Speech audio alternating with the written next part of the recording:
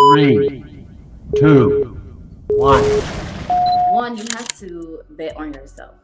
I really do not think that anything has been or speaking louder to me since I started this journey, because sometimes we'll allow fear and the things that we think about ourselves, just all the negative things that we think about ourselves or what we think that people are thinking about us as well, get to us and hold us back.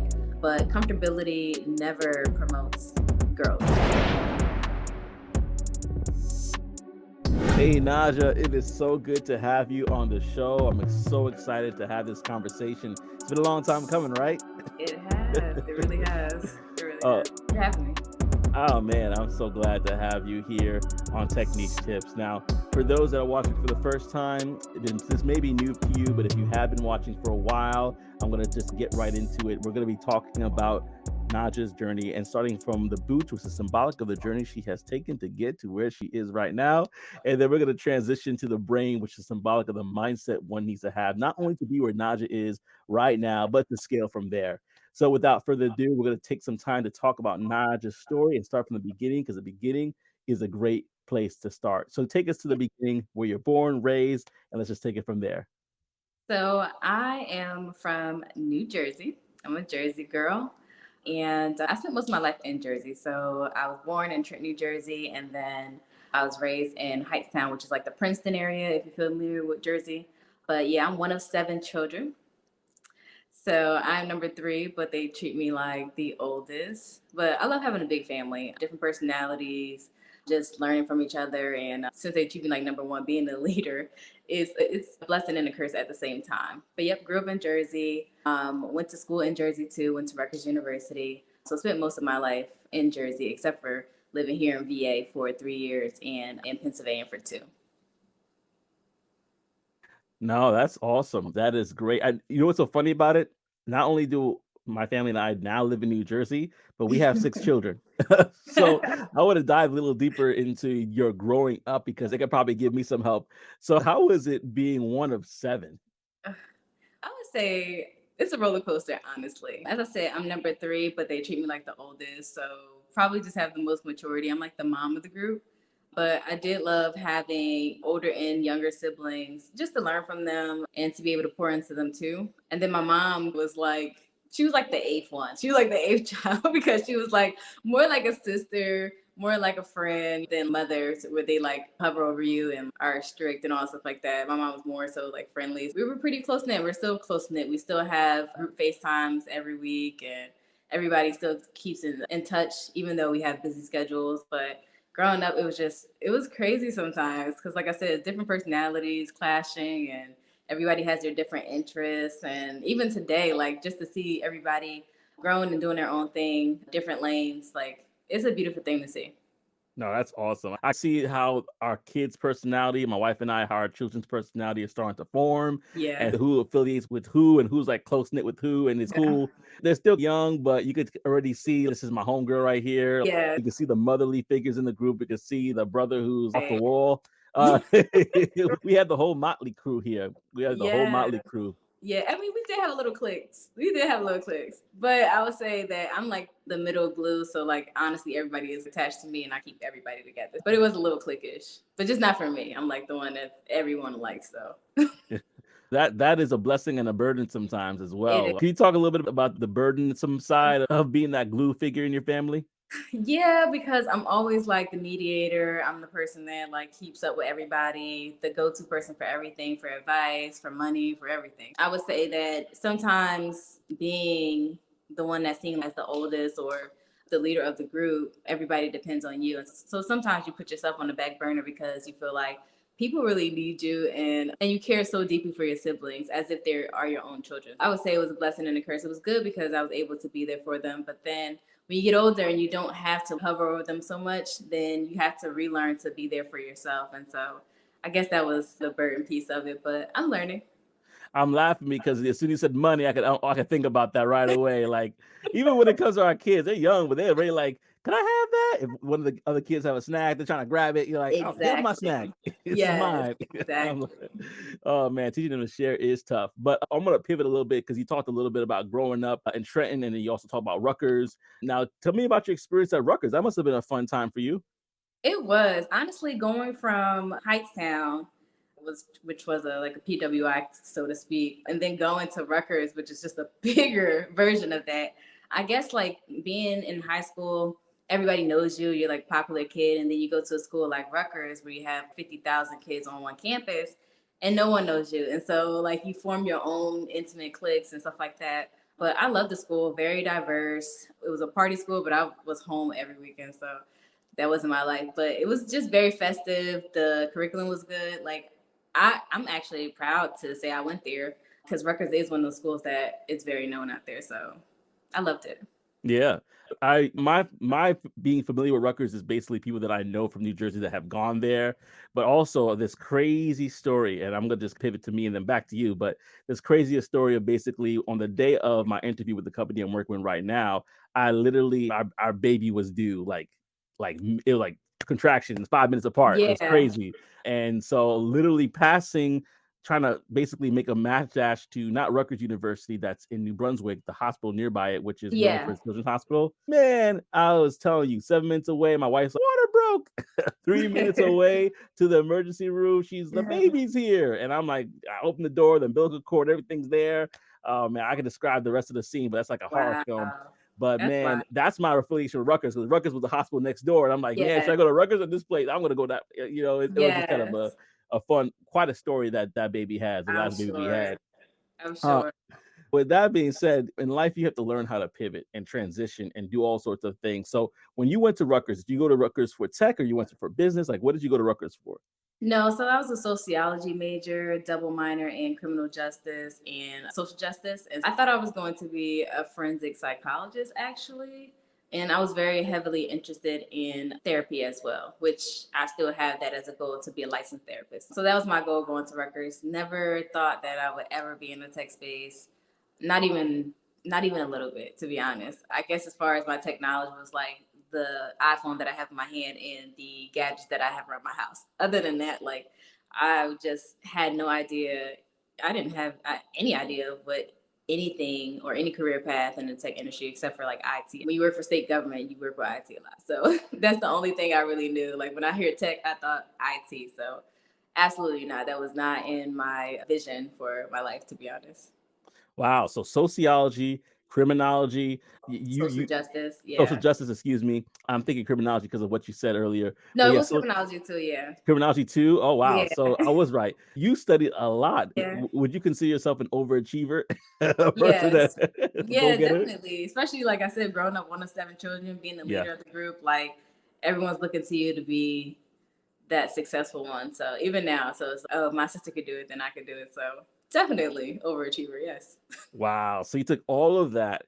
Let me ask you this, because people might be curious. What was Naja's first job coming out of college with all these papers that she had underneath her belt? So coming out of college, I had a state job at the New Jersey Board of Public Utilities. So I Nice. was administrative assistant to the director of administration, overseeing about 140 employees. So I was like the eyes and the ears for the director. Yeah, so that was my first job coming straight out, administrative assistant. So that started my journey in HR, so to speak. Ah, there we go. Because I Yeah. know that you had a background in HR. I was like curious. Wow, Mhm. how did all that happen to get you to HR? So Yes. wow. So the Jersey Public Utilities, if I got that, I'm Yeah. like trying to make sure I keep track of this. So you're there. Your job is to basically oversee 140 employees plus, Yes. and it's a pretty big company for those that don't know about Yeah. that company here in New Jersey. So what made you, because I could see how things are working together. You're basically a motherly figure in your home. You basically have all your overachiever. You really are a motherly figure in the sense that you like to nurture people and help them along the way. Yeah. What made that, was that what shifted you into HR, was knowing that this is a possible lane for you? Yeah, I think that was something that I always wanted to do as far as like work with personnel and be like that middle person to, I guess, like, to bridge the gap, make sure that the onboarding process was good and that personnel had high employee morale and things of that nature. So I think that was something that just fit for me. Although I wanted to be a therapist, I still feel like within the HR role, you're still coaching people, you're still helping people. Definitely a people person, very inviting. And so I thought that was a great role for me. Yeah. All right. Now, I know a little bit about your story because of our relationship Yeah. prior to this, but for those that don't know, how long you were in HR before you pivoted into tech? So it was 6 years. I was in HR for 6 years. And I went from state work to government work to private sector. So I bounced around a little bit with the HR work. I know I'm well rounded in the HR field because if you've done government, it's different from state. State is different from private sector. Yeah, definitely bounce around in the HR field. And you were like, "This is great, but I'm not sure if I want to help people in this capacity for this long a period of time, waiting for this for this people to transition so I can get my shine." If I remember the story Exactly. correct. So yeah, so now we're going to talk about your tech journey. Again, some people are familiar with your story, like myself, some people are not. So I'm going to do this for those that are not familiar. Yeah. What was that moment that says, as much as I love to help people, I'm a life coach, I have things that I'm doing right now, I need to transition into tech? Can you talk about that deciding moment and that deciding factors for you? Yeah, so there were a lot of moving factors when it came to that. One was working in HR for 6 years, feeling like I just was not enjoying the fruits of my labor.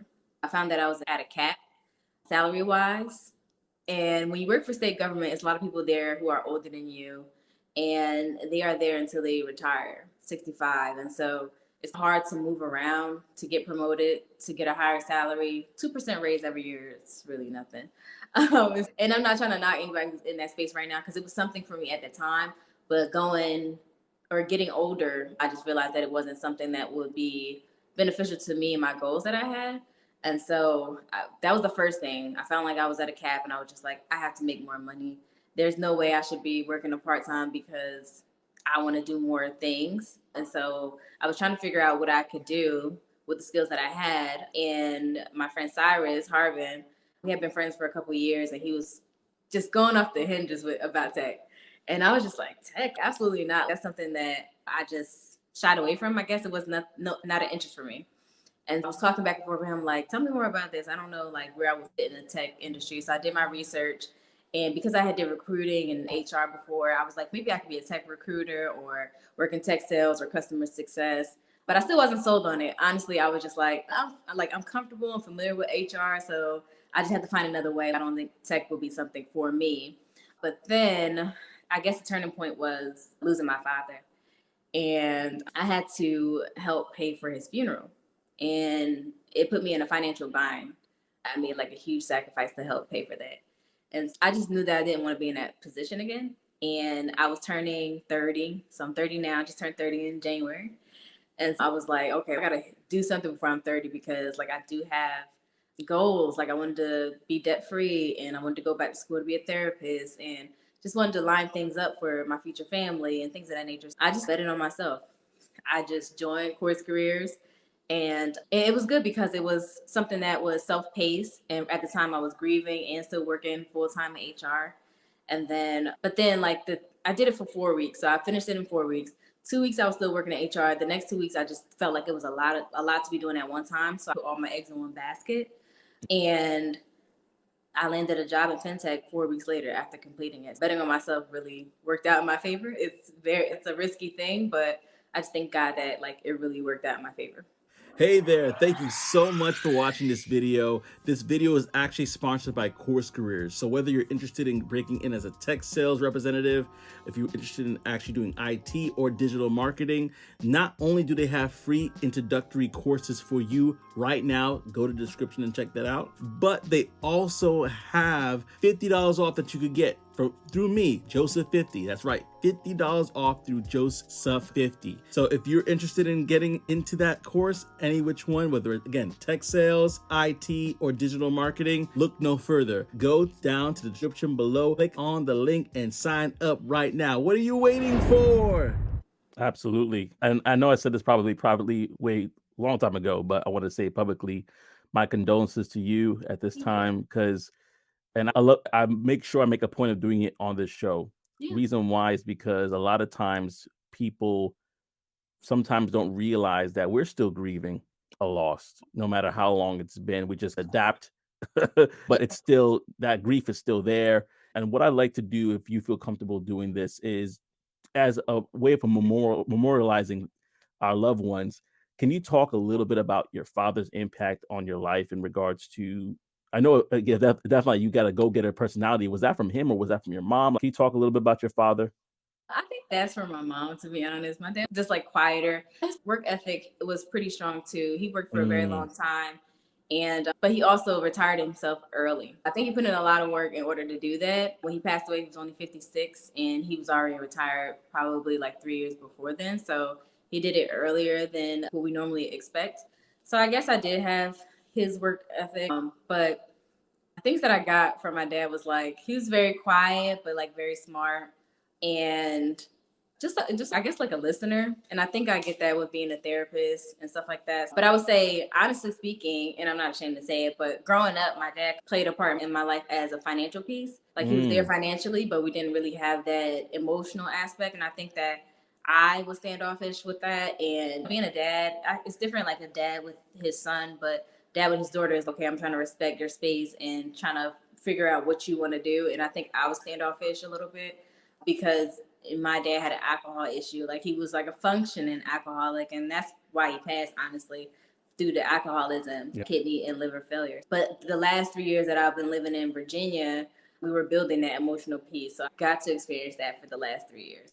But yeah, definitely. It was so sudden, but I do feel like I've learned things about him just looking back over the past and being around him that I have certain ways of his personality that I don't have with my mother's that I'm glad I don't have because my mom was like, she's extroverted, she's so fast paced, and I have like her grind, but certain personality traits that I actually don't like, I don't have from her, but I have from my father about being introverted, being a listener, being, the quiet one and not too loud and stuff like that. It's certain personality traits that I do value that I got from my father. Yeah, and it's amazing how we're a blend of our parents. We're a blend of Mm-hmm. our environments and our parents. There's Yeah. some aspects of my dad. He's same thing, very quieter demeanor. My mom is the energetic go-getter, like she could conquer the world Yes. personality. And so you become like a quiet storm of the two, which is a beautiful Right. thing. And one thing I want to highlight and shout you out for and give you your flowers for is the fact that through all of this, you were able to, like you said, push through and transition into tech. And I think Yeah. that is something to be said, something to clap for, Thank you. because it's not easy. It's not Yeah. easy. And the reason why I want to highlight that, if you don't mind me taking a moment to talk to the audience here, but the Yeah. reason why I want to highlight that is because I know there's a lot of people that either Naja has spoken to or myself who say, man, it's too hard. I don't think I could do this. I don't think I could Yeah. make it through to get through this course, whether it's course careers or be able to land a job through tech because of the interviews. Listen, we were able to overcome circumstances that was not really things that we were expecting to happen Right. in our lives at that particular time. And we Yeah. were able to do it. So if we can do it, me, a Yeah. father of six, and Naja going through all that she went through with her father, you can do it too. And that's why I love to highlight our journeys, because this Yeah. is what people need to be encouraged by, as well as, of course, the money, of course, the esteem. But listen, Right. we're ordinary people making this happen, so you can do it too. So go Yeah. ahead, click the link below, sign up for Course Careers. This is your moment. This is the time that you were waiting for to get the approval on if you should do it or not. This Yeah. is your time. Like they say that the song, it's your time. All right. I'm Okay. just warming up the chops. So it's been a long Mhm. time. But yeah, let's talk about it. Now you landed a job in fintech. You're not necessarily working in HR, but you're doing something that I love, which is basically you're using the tech money to basically fund the dream. And that's one thing we're Yes. going to talk about. So tell us about how that transition working from HR, now you're in tech. Like, how does that look now? Yeah, so honestly, I will tell everyone that yes, you can pivot from any career background, but there will be a learning curve if you don't have experience in tech or tech sales or sales in general. But at the same time, I always tell people that you just got to leverage the skills that you do have from the career path that you're pivoting from and just work that. I think for me, the learning curve was being in HR, you're the person that everyone goes to and they have questions for you, all the answers. And I think being an SDR, it's more of you asking questions to get them to talk to see if they're qualified or if you could find pain points and things like that. So it's the same, but it's different. I have a different hat. And so for me, that was a learning curve. But honestly, I think it is the salary raise and then just doing something different where you could have more control over your career. And so with HR, it's okay, you have these steps and you're doing this thing, but it's the same thing. And as far as like pivoting up, if you become a director, then I don't know where else you can go after that. Like after you're already done, you're already looking over all of these employee personnel and stuff like that. You really can't go any further unless you become the president of the company. But I feel like with starting where I am now, there are different ways you can pivot promotionally, and it looks a lot different. It is a lot different within the work, but you can utilize some of the skills that you have from your current or previous career path into the SDR position as well. Yeah, there's a learning curve, but it's rewarding too, especially when you get the hang of things and you start to really realize what you're doing and the impact that you have on the company that you work for.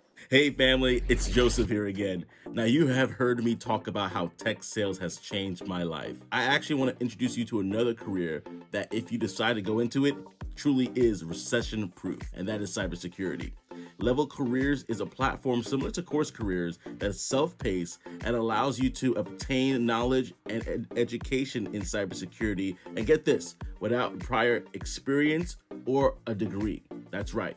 And so you definitely want to get into that. And if you are interested in learning more about cybersecurity, go ahead and click the link below. It's in my description, and use my promo code Joseph10. That's right. Use my promo code Joseph10 in order to save 10% off of the purchase price of that course. So without further ado, I'm not going to delay you. Go click on the link, check out the free introductory courses, and change your life today. Nice. Let me ask you this. I've talked I've talked to a few SDRs, and let me ask you a question I don't really ask a lot of them. Yeah. What would you say is the biggest, probably 1, 2, or even 3 challenges that you have being an SDR? I would say for me, like I was saying, when you're in HR, you're the person that has all the answers. So I think that for me, before dialing, I'm thinking I have to have all the answers because they're going to ask me questions. And mostly they don't really ask you that many questions unless it has to do with like specifics. Like someone is really, really into their job and they're like, oh, I need to know these specifics. You can always push it off to your like VP or something like that. But for me, just that analysis paralysis. Before I dial, I'm like, I got to know everything. I need to know more of this. Just wanting to know more about everything so that I could handle any question that comes my way. But then, honestly, I'm preparing for something that's not even going to happen. And so that keeps you from wanting to dial. And for me, I'm coaching and working at HR. Like, you talk to people all day, every day. So talking to people isn't really the fear that you have. It's just, like I said, the analysis paralysis, where you're just like, look, okay, I need to know all this. I need to have all this together. And every call is going to be different. So that was one hump I had to get over. I think another one was the objections. That's a big one because you're going to probably hear the same ones over and over again, but then you'll have ones that kind of throw you off. Depending on who you're calling, you might be calling a market that is very dry and very like not conversationalist, and you just got to try to maneuver that and try to make sure that you still keep them on the phone, keep them talking and stuff like that. But the objections really was something that I don't think that you'll ever be like a master of objections because you just don't know what you're going to get. But if you're good with asking questions, even when you get an objection, you can still get them talking. And eventually, if they're not super stern, then you'll get them talking and get somewhere with it. But objections is probably, top 3, what I want to say, troubles for me. But I think that was really it, to be honest. Oh, I want to speak on this because this is a real thing. I guess the third thing I could say is being a female in a male-dominated career path.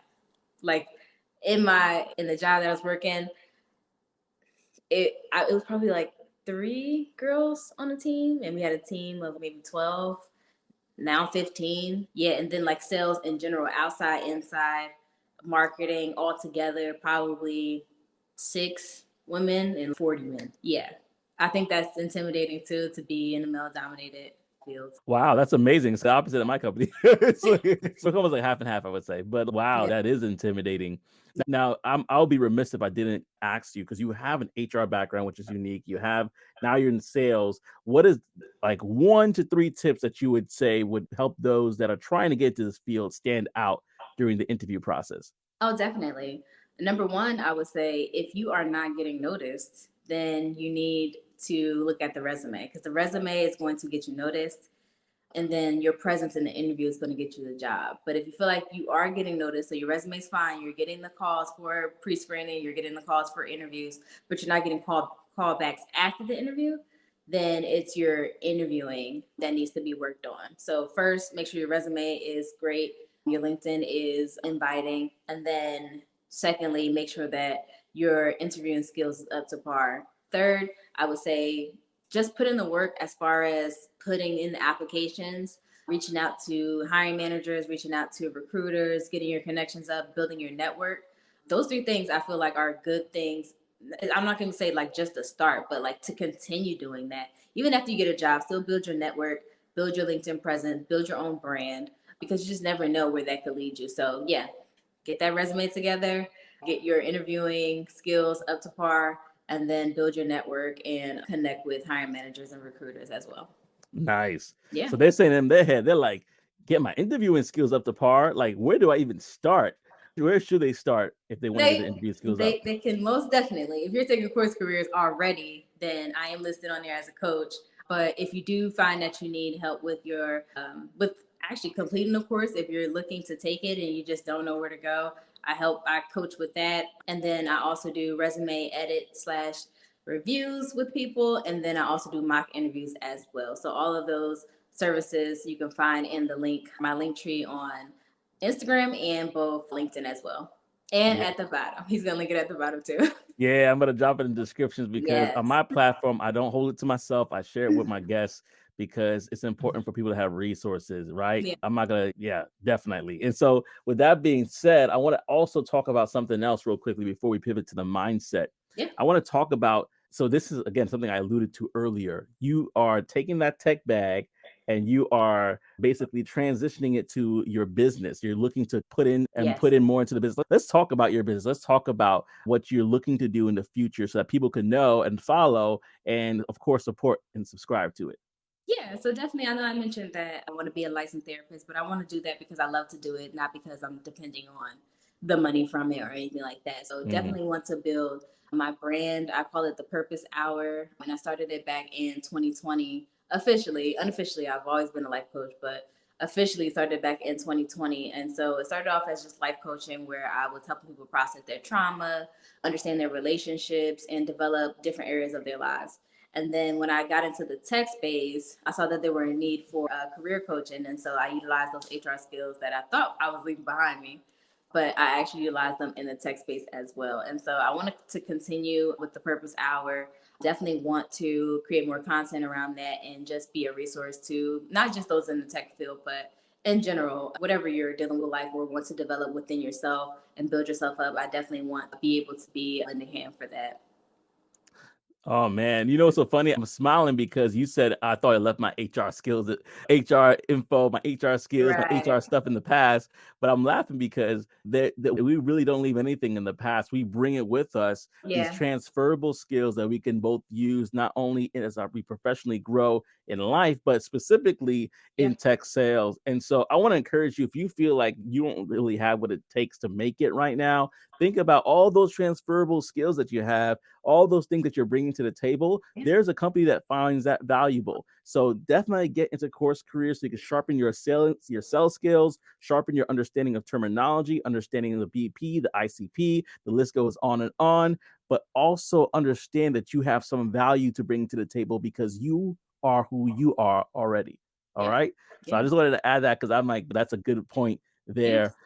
Oh, and so now we're going to pivot to the mindset and we're going to talk about it. I have the word driven in my head, but what would you say the mindset of someone who wants to be where you're at and not only be where you're at, but scale from there?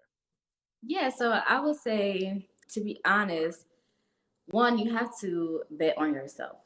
I really do not think that anything has been or speaking louder to me since I started this journey, because sometimes we'll allow fear and the things that we think about ourselves, just all the negative things that we think about ourselves or what we think that people are thinking about us as well, get to us and hold us back. But comfortability never promotes growth. Right. And Mm. so for me, I felt like, yes, I was comfortable in HR. I was familiar with it. It was something that I knew like the back of my hand. Like literally, I could get an HR job and be like, oh, yeah, you guys can leave me alone. I got this. I got this. But going into the tech space, I was afraid, honestly. I was just like, I had that imposter syndrome. And I just was like, this is crazy if I really could do this by going to a boot camp. That's really how I was like, ain't no way that's gonna happen.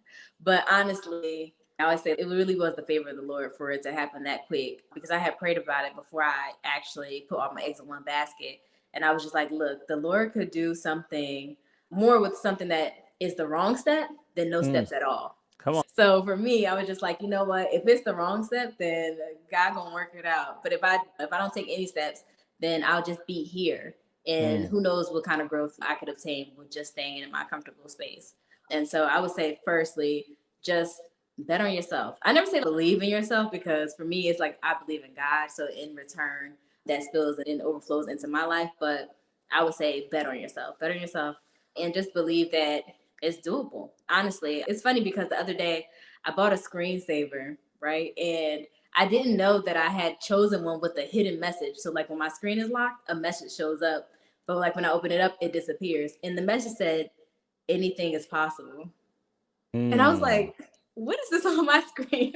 I did not know that I had chose something like that, but I think that was just confirmation from God saying, look where I brought you from and look what I did through you and for you. Like anything is possible. You think about it, it's like the same God that created this earth. If you're on vacation and you're looking out and you're like, wow, this is beautiful. The same God that made that. Like you got to think about the dreams that you have. Like he could do way more than that. And honestly, it's very cliche, like when you hear it, but when you really experience him doing more than like exceeding your expectations, it's so crazy. It's really crazy, but I'm thankful. And that's, I feel like in 2022, it really prepared me for the year 2023. And this year, my word is favor. So definitely betting on myself. Definitely believing that the God that I serve will show up for me. I'm telling you, once it happens, when you get out that, that place of fear, and man, it really can blow your mind. So this year, I ain't gonna say the sky's the limit. Fast the sky's the limit for me. Talking universes. Solar systems. Right. What's Solar past systems. there? Whatever's past there. Yeah, whatever's past there. You Yes. know that you need to bet on yourself. Ain't no way. You need to come on in and you need to go through and go fast. Here's the thing. Listen, like I said earlier, there's gonna be some hurdles to go over, but that's a part of the process. That's a part of life. Yes, And exactly. do not let that hold you back. Do not. Naja, this has been a great conversation. I'm so excited that we had you on the show. And I know a lot of people will be encouraged by your story. Listen, I'm going to drop her information below in the description. Go ahead and click. You saw your future coach's journey. You saw her life. You saw what she went through. And she is standing here strong and she's willing to help you out. So go ahead, click on the links below. If you are interested in Course Careers, again, go ahead and click that link. And we would love to see you on the other side. Until next time, take care, family.